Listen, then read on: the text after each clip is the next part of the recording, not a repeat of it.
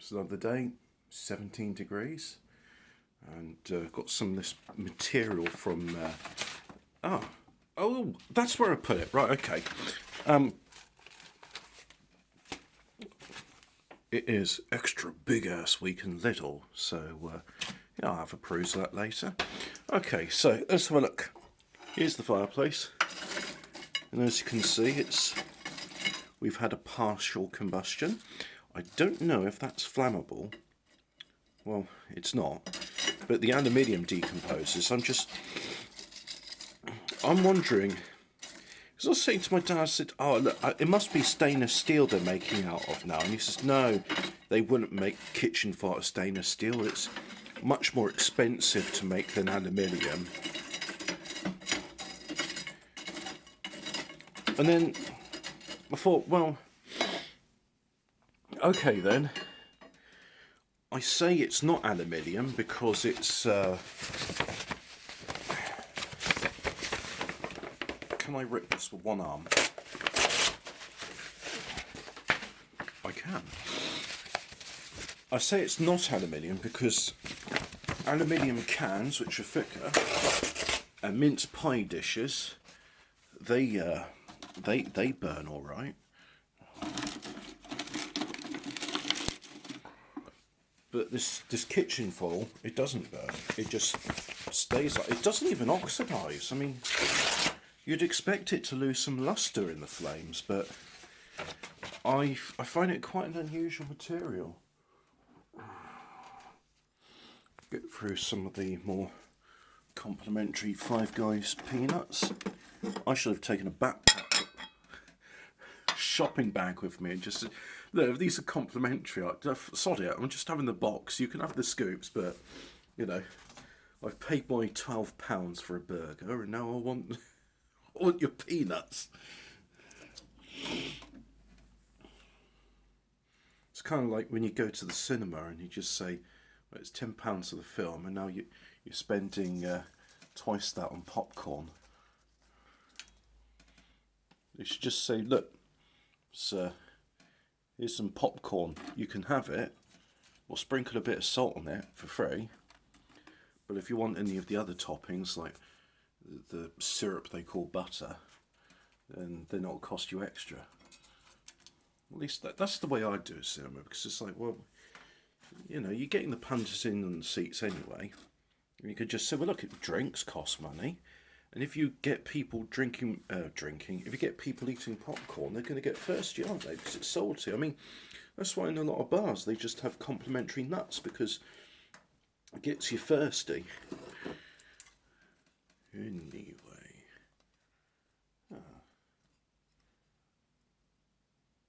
Sorry, I'm in one of those Cobra moments where I just look off into the distance and my brain stops working.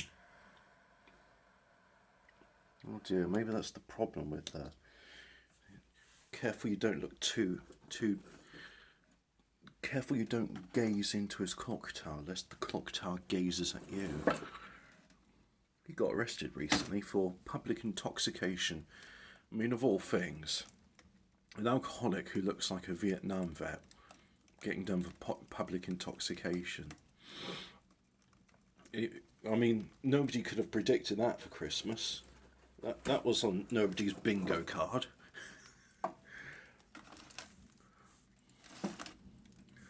Right. And you know what? I'm going to put it another bit because it's free. It's free firelighting materials. Here's your money-saving expert advice. If it burns and it's free, burn it.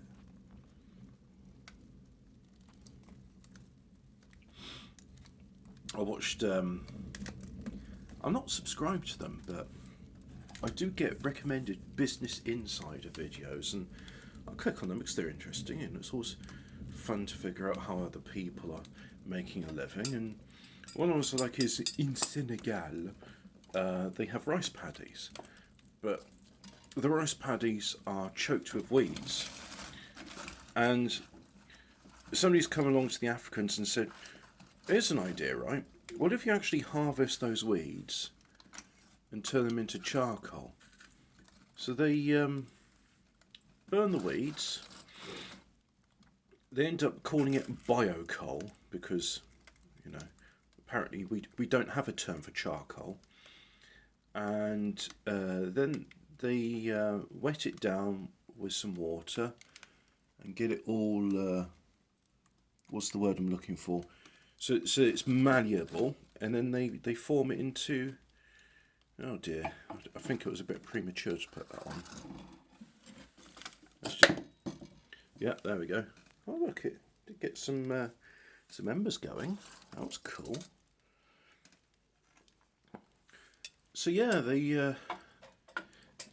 get this char paste in the thing and make briquettes out of it. They got like what looks like a sausage machine to me, and then they've got their briquettes and they just leave them to bake in the sun, and you got your charcoal and they burn it, and they say, well, it makes less smoke than wood, which is good because if you don't have a chimney, smoke is quite unhealthy to breathe in, and it burns longer than wood as well. So yeah, they've got this stuff which now they say is it's funny actually. I was listening to there was a Senegalese man, and the French word for resource is ressource, but he was saying, oh, what was the? I think that's just a local dialect, but it was just this weird way of saying ressource. It was like, it didn't even sound like the word. I was like, yeah. Anyway, answers in the comment if you're familiar with Senegalese French and the word I'm looking for here. His accent was quite thick, so it could have just been like, oh, non, ramasse les herbes, les mauvais herbes, c'est ressource.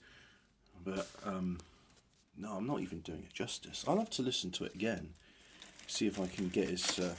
So we need a French JMK to say, come on, how do we pronounce this like a proper Senegalese man?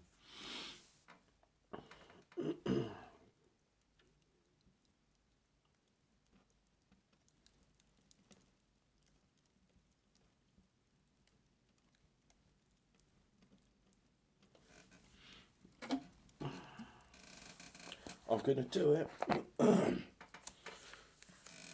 Now, as I've seen in countless bushcraft videos, if you've got smoke, all you need to do on it is blow, and then you'll get fire. Well, I don't feel like blowing, so I'm going to put a bit of accelerant. I'm going to knock that out of the way with the bloody door. And is there anything happening? Who knows? Oh, look, you get some reflections. You can. Oh, look, you're seeing into the Hobbit hole. It's all a stage behind me, by the way.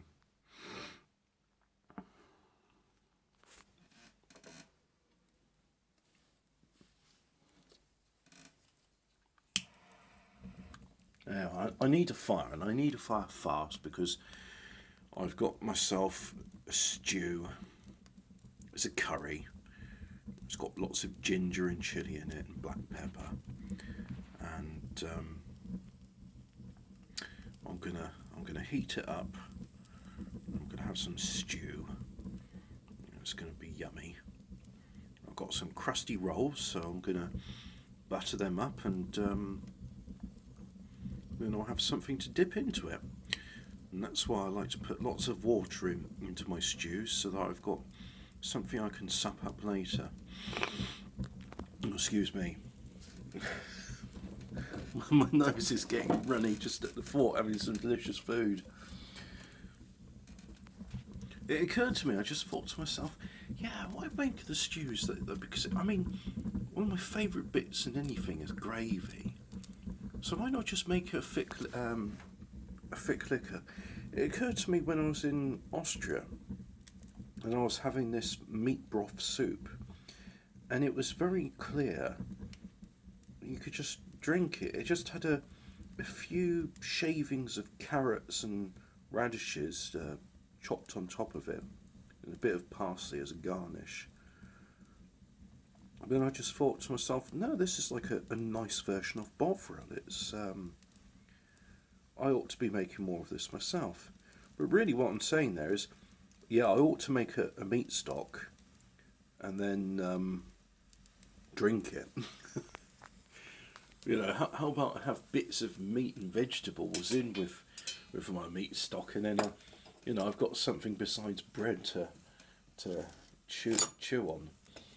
So as much as I like bread, I do acknowledge there's other things in the world what are edible. I should have done that yesterday.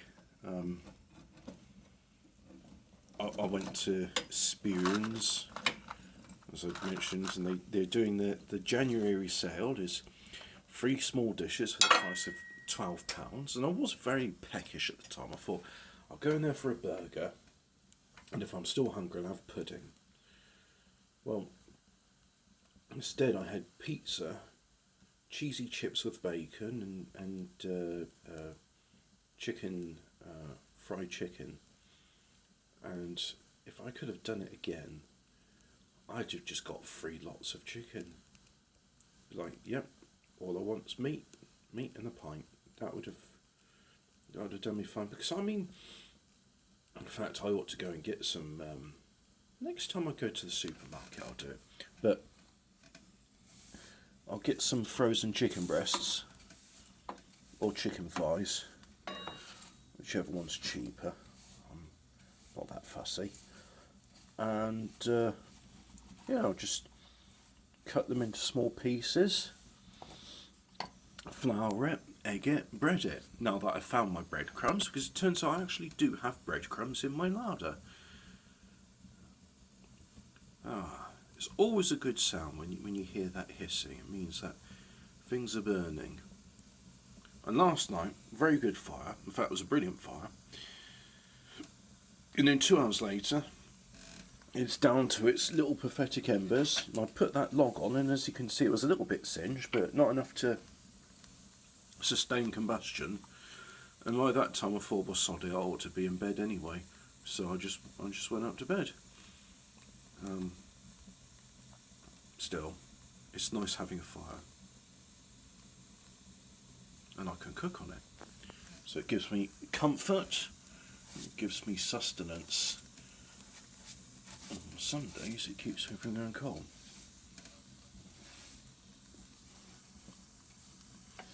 Before I had double glazing in this, I remember once temperature was 9 degrees.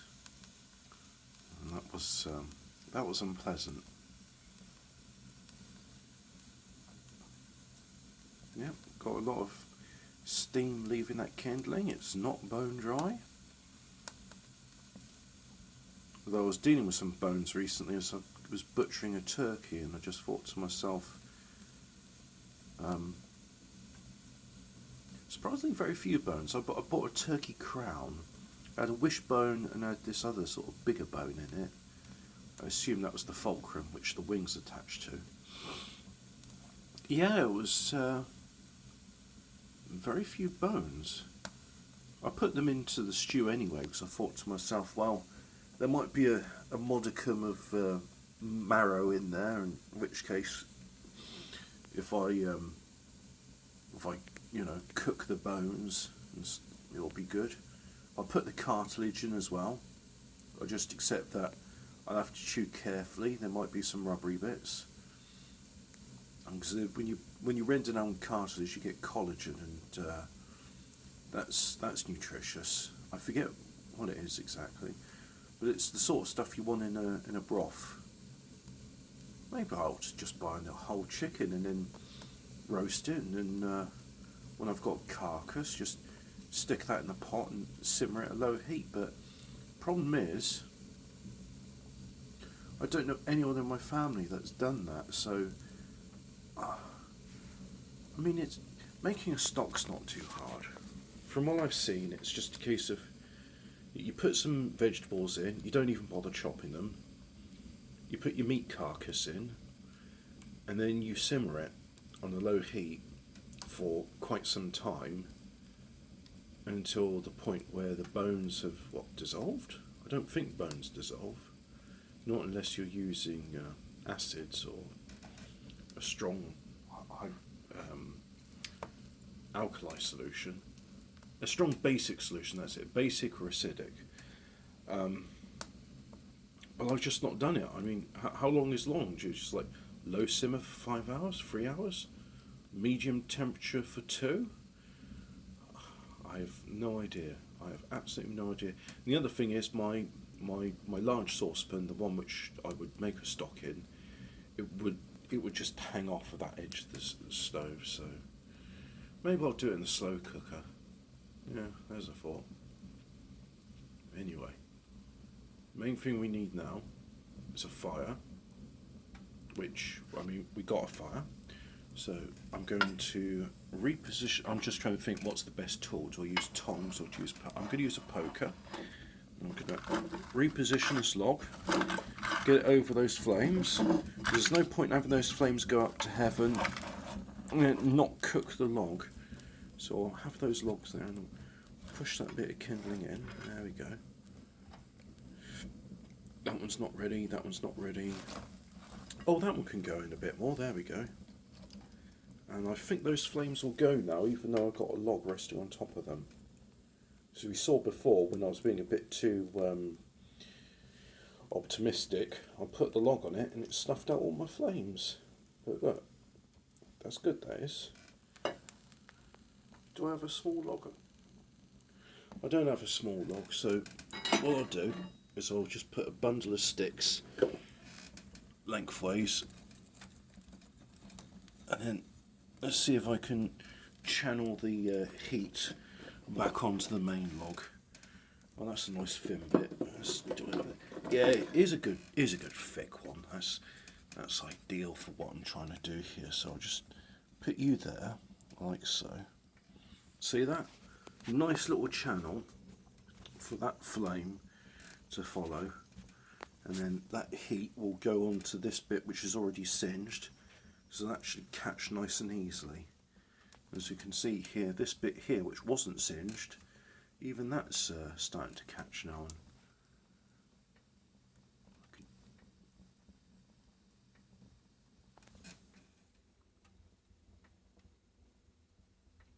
Trying to be quiet so you can hear the creaking of the flow. How was that? Did you hear it? I can still hear it. It's getting warm. Oh, we've gained 0.6 of a degree since we've started 18 minutes ago. So yeah, I'll get some food.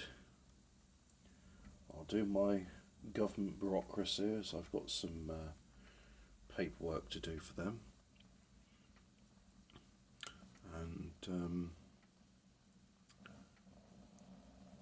And that'll be me done for the day. I think I've had a nice lazy day.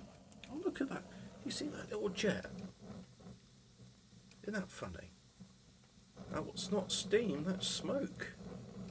That's combustible gases just going out there. So what I'm going to do, I'm going to close this vent now, because I reckon those flames with that gas smoke that was venting out, I reckon that'll start burning. There we go. Right, that's my video done. Bye now.